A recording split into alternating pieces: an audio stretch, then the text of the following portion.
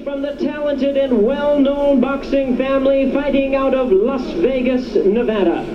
Introducing Jazzy, Jeff Mayweather. Made with 78 Sports TV, Malibongwe from South Africa, and obviously Jeff Mayweather. Jeff, how are things? First and foremost, actually, Happy New Year, Jeff. Same to you. Oh, well, okay, my brother, man. So, what's been happening, Jeff? How you been, man? How's your New Year been?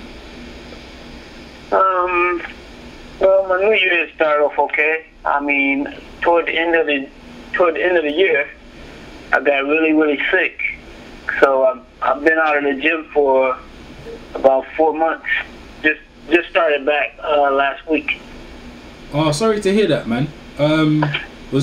Yeah, but you're feeling better now, so you're getting back to your routine, yeah?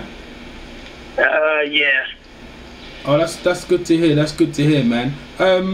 Let me ask you a question. So your nephew's out in South Africa, and from what I hear, you was a part of the negotiations for him to go to South Africa.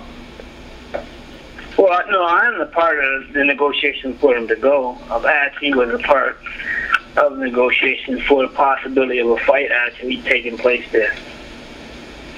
Okay.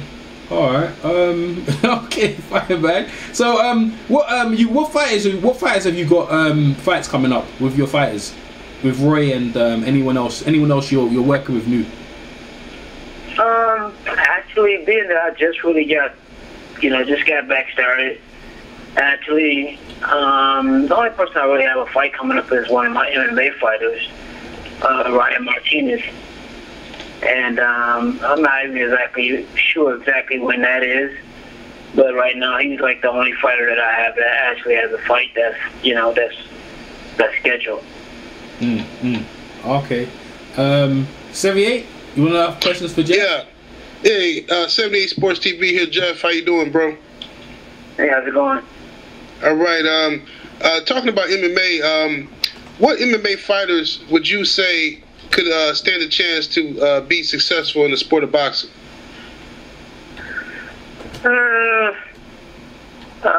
It's hard to say. I mean, first people would like to say Anderson Silva, because he does have, decent boxing skills. But there's a kid that I'm actually working with right now who I just started working with him. He's from Australia, and he actually has great hands. And his name is James Thunder. I don't know his last name. I don't know how to say his last name. But anyway, I just started working with him about a week ago, and I think this kid can, I think he can do well in boxing as well. You have a few people that actually can do decent. I mean, like I trained King Mo. He's like a student of boxing, so he's a guy that actually can do okay in it. But I mean, when you're talking about the elite level, there's no one. I wouldn't say there's not a MMA guy that I would actually give a realistic chance of beating an elite fighter. All right. So do you think because I know that Roy Jones wanted to fight Anderson Silva, and now Silva will be out with his leg broken. Do you? They're talking about Nick Diaz. What do you think of Nick Diaz's his boxing ability? Yeah. So what do you think of Nick? I think Nick Diaz's boxing ability is good for MMA. It's not good for boxing. Right. I've actually worked with him, and I mean, and he has so many holes in his defense. It's ridiculous, but. That's not for me to exploit because he's not my fighter. But at the same time, I know, he throws his punches awkward. I mean, so it's one of those situations where a guy can be good in their own sport, but he's not good for boxing. He's not a good boxer. Okay. So my last question before I pass to the brother from South Africa, what do you think?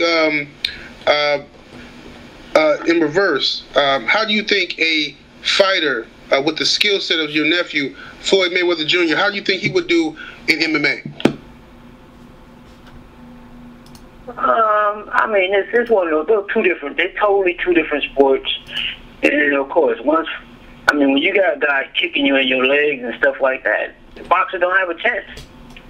Mm. So, I mean, he wouldn't do well at all unless he actually, you know, trained for it and actually did the proper thing to give himself a realistic chance. I don't care how great a boxer he is. Mm. Okay. Hey, Malibongwe, introduce yourself to Jeff. Hey Jeff, this is Malibongwe from South Africa. It's a pleasure to have you, man. Hey, how you doing? I'm good, man. I'm good. First, I'd like to thank you guys for organizing to give us an opportunity to have Mayweather in South Africa. We're really enjoying it. I'm going to the gala dinner tomorrow night, and hopefully I'll be able to shake that sneaky right hand of his. It will be exciting to meet him, man.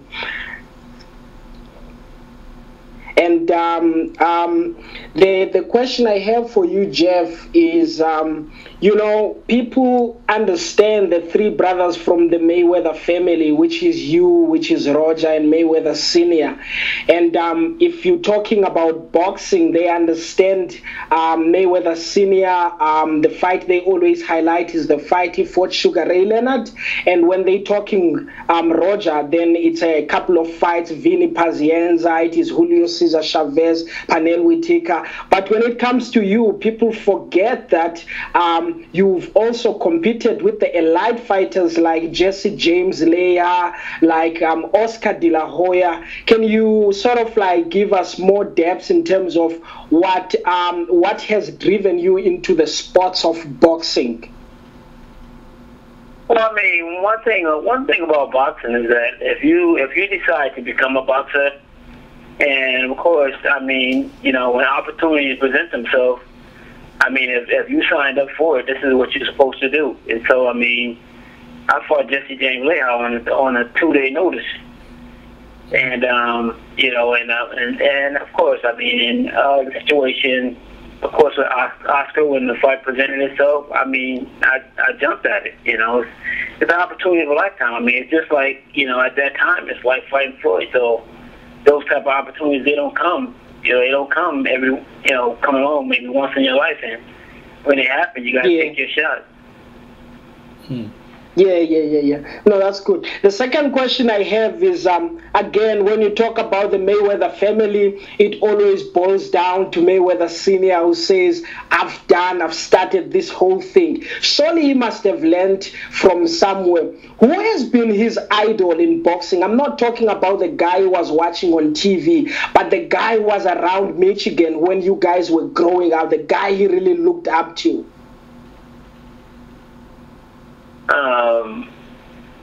I really didn't understand you. You see Floyd Senior, when he was coming up, who was the guy he emulated or he looked up to, and he got his style from? Floyd Senior. Actually, Floyd was taught that style. He didn't actually emulate anyone as far as a boxer. He learned that style from, he had two coaches. One name was Dale. I can't think of their last names, but one name was Dale and one name was Mitch. And basically, you know, that was the style they taught him. You know, and I mean, they're great trainers, but they never got credibility. But they trained some great fighters also. Yeah, and my last question, my last question is, you busy with the MMA fighters and boxing as well. What are the common things the MMA fighter needs to know as well as the boxer? And what are the two different or unique things they should not confuse, they should do uniquely?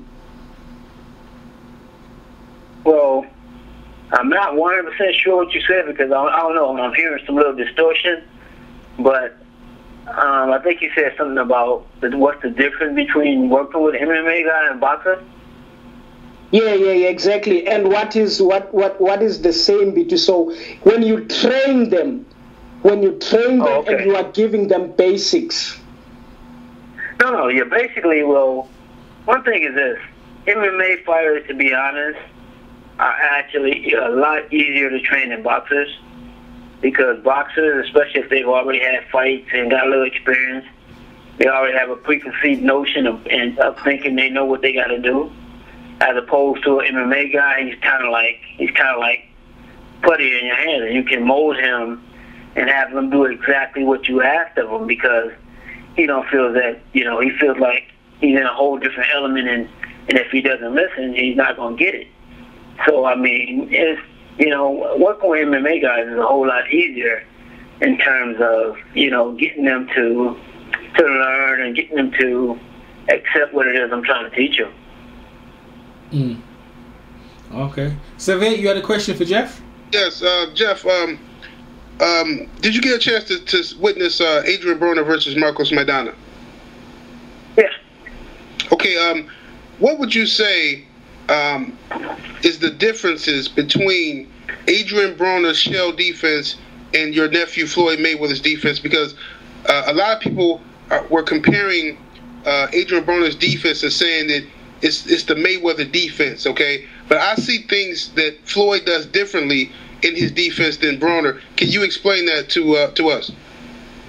Well, I mean, first of all, Floyd's on a whole different level. And, of course, it's easy for a fighter to emulate someone that they look up to. And don't get me wrong, Broner's a hell of a fighter, but he's not Floyd. I don't care how much you imitate him, emulate him, or anything else. He's not Floyd. And so the one thing is this, is that, to be honest, their defense is not even the same. It looks the same. Because Floyd stands sideways when he's doing, when he's doing the shoulder roll. Adrian Broner, he stands straight in front of you, allowing himself to still be hit, because when you lock up and when you lock up from the side, you're a much smaller target. But when you lock up and you're standing right in front of a person, you're still there.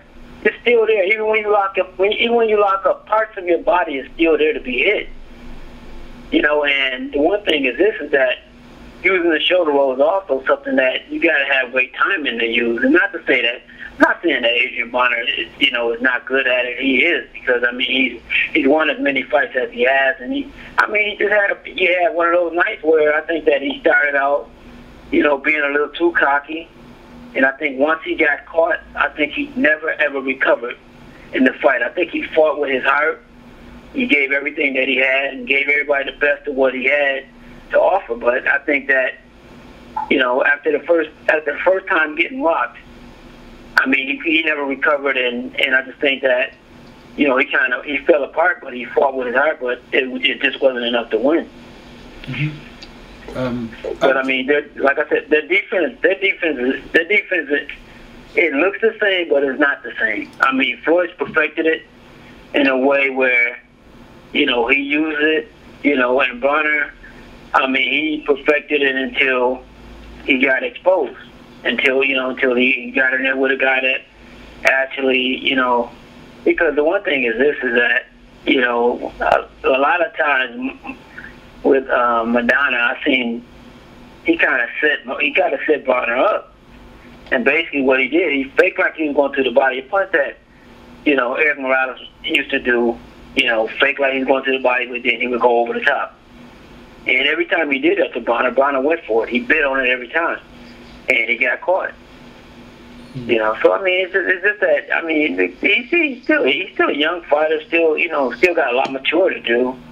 And, he got served some humble pie. And hopefully, now that, he won't overlook anybody. And the next time around, he'll be ready 100%. Definitely. Carrying on with that question, what would you do to improve Broner, if you had him, to improve on what you see his flaws as? What do you think you could improve on? Well, I can improve the defense. I know I could improve that. What would you do? How would you improve his defense? Like, what was that? First of all, I wouldn't have him. He wouldn't be standing square. Mm-hmm. He would be using angles. He would actually be using angles, as opposed to, it looks as though he's using angles, but he's not. And and the one thing is this, is that I think that, there's certain situations in which, your hands got to go up. You can't always be in a position of in a shoulder roll. I mean, Floyd doesn't even stay in position of a shoulder roll all the time. I mean, you got to have your hands up sometimes. You know, and I mean, one thing is this, is that I don't care what fighter I train, no matter who they are. I mean, that's what I do. I smack them upside the head and expose them for whatever their weakness is. I exploit it. And I mean, I can do it. I'm sure I can even do it with my nephew. But you know, it's just one of those things. That's just how I train. What would you? One minute, Malibongwe. Let me add about Jeff. What do you think? How do you think Broner's going to do in the rematch? Do you think he's going to do any better just by, you know, just by you watching? Do you think he can win that fight in the rematch? No, I think that he can win, but I think he has to go in there as a guy that feels like he got defeated and got to work like a guy that felt like he got defeated. If he goes in there with the same attitude, you know, the same cockiness, I think he'll lose again. I think that you got to realize that, you know, the guy that's going to be in front of him this time is the guy that won. And the guy that he feels that, you know, now he's the champion, you got to take the title from him. You know, it ain't going to be, you know, you ain't going to get no help because you're attached with Al Hammond or whoever. You know, it's a situation where you actually going to have to go out there and win that fight. And I mean, I think that if he goes out there, he's focused. Like I said, I think that he went out there with no respect at all and just really overlooked this guy, you know, in the fact of, you know, to the point where, I mean, it was almost disrespectful. And once he realized and once he felt his power, it was too late. Because once he got hit, he never recovered. You know, and so it's one of those situations where one punch can change anything, and I think that's what happened in the fight. So I think that he has a good chance of winning the fight. But me personally, you know, that's part of being young, ready to jump right back in there after coming off a loss like that. You know, and that's also a part of his bravado, and want to say, you know, make it seem like, you know, well, okay, I had an off night, but you know, I think it would be wiser for him to fight someone else first and then come back and fight that fight. Definitely. For real. Malibongwe, go ahead.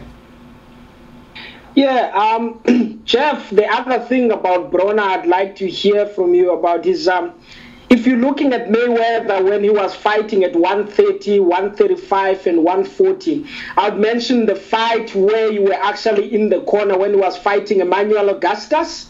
Mayweather at those light divisions, he used to be very, very busy in the ring. He was throwing combinations, he was doubling his punches, and as he grew up, he sort of like started to transition and mature and pick his punches and be smart and only do enough and be economical in his punches. Don't you think that this guy, Broner, is sort of like too relaxed in the ring, not working enough?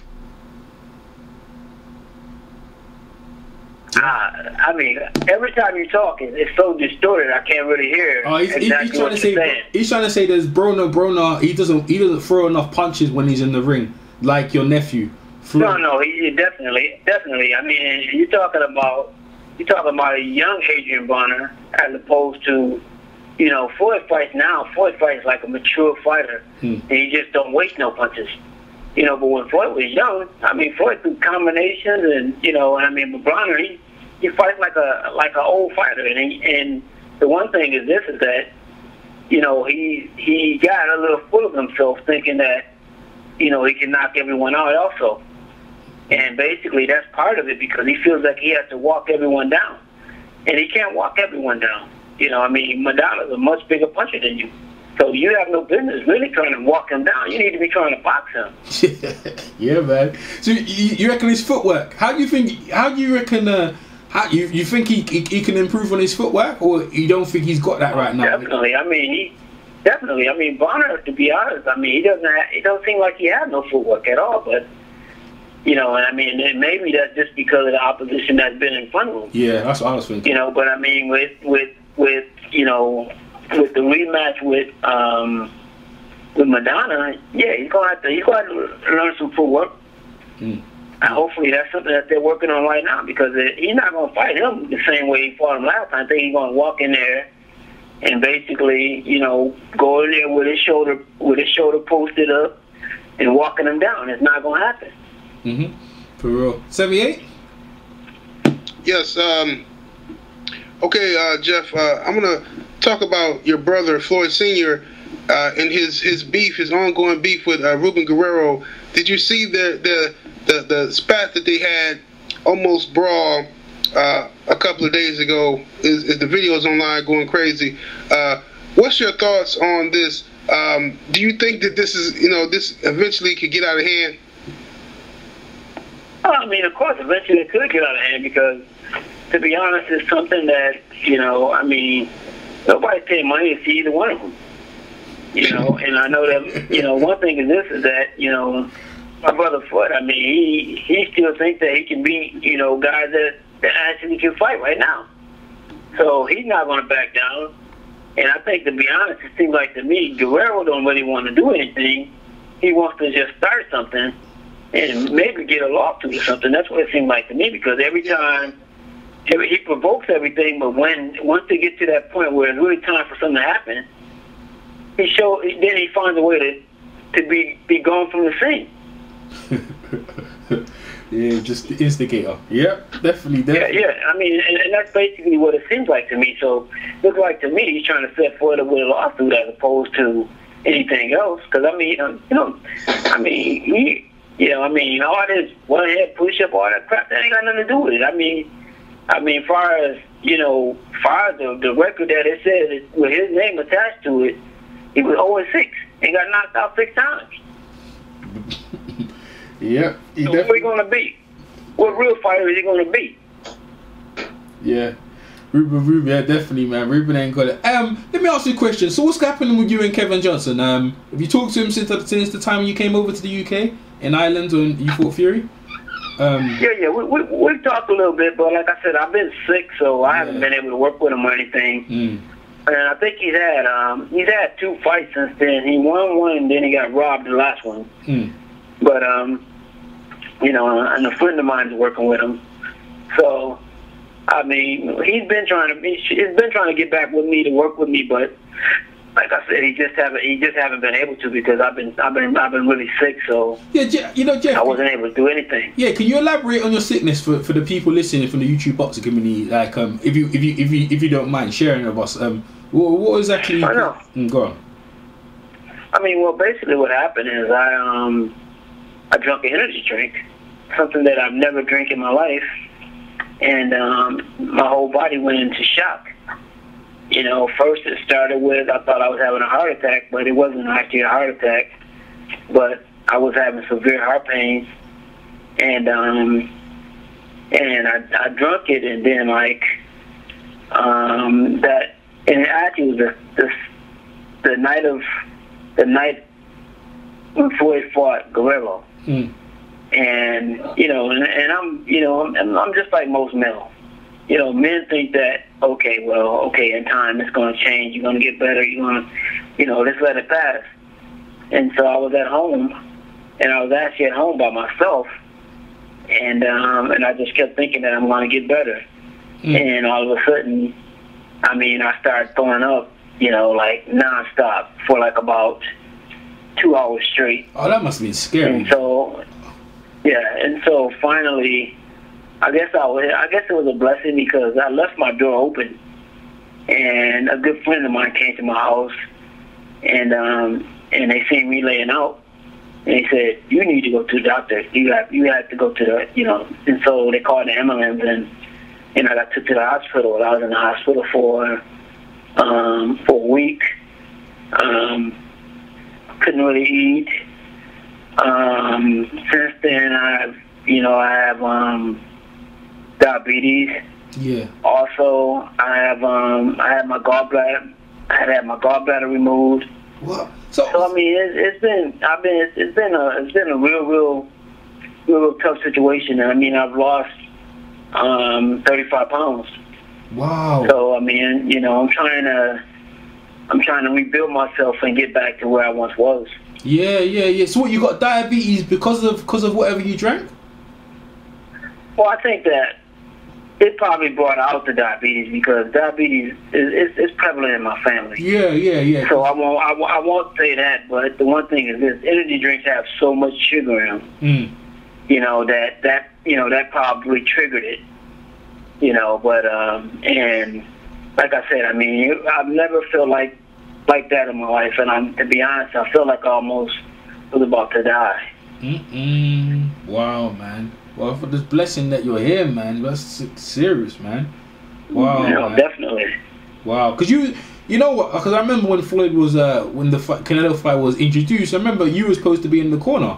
Because remember you said the first time that all the brothers going to be in the corner, so you were supposed to be in the corner, and the reason because obviously you went down with what you went down with, that's why you wasn't in the corner, obviously, isn't it? No, that wasn't really the reason why I was in the corner. I mean, my thing is this: is that, to be honest, when Floyd said it, it's one of those things that you can say it, but if you don't say it to me, it's not valid to me. And so, since he never said it to me, and I'm not the type of person that's gonna go beg you to be in your corner. If it's something that you said, it seemed like it'd be something that you would come to me and say. And so he never said anything to me about it. So I never bothered him about it. So Yeah, I mean, it wasn't a big deal to me. Yeah, because I saw the interview with the South Africa today, and he said that the negotiation for you coming to South Africa was because of you. So that's why I thought, that's why I asked you that. That was I saw that interview this morning.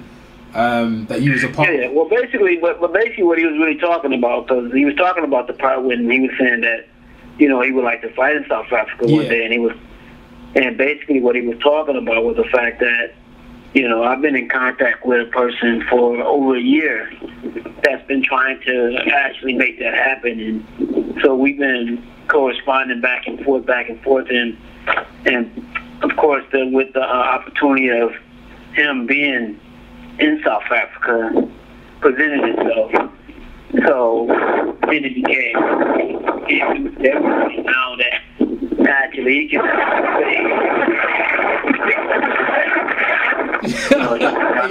I've been talking to him about it for a little while, and but I mean he's there now, so yeah. I mean now it's a little bit more than talking. It's something that can actually.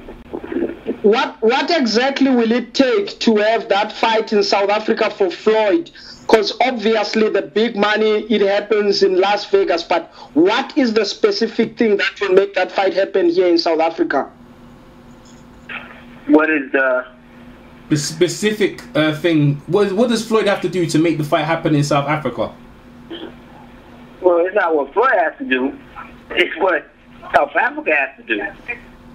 And that's going to come with some money, a whole lot of it. and that's the truth. So Floyd's got. So they want Floyd's looking to get money from South Africa. They need to put up some big money, and then the fight will happen in South Africa. How much money would it take?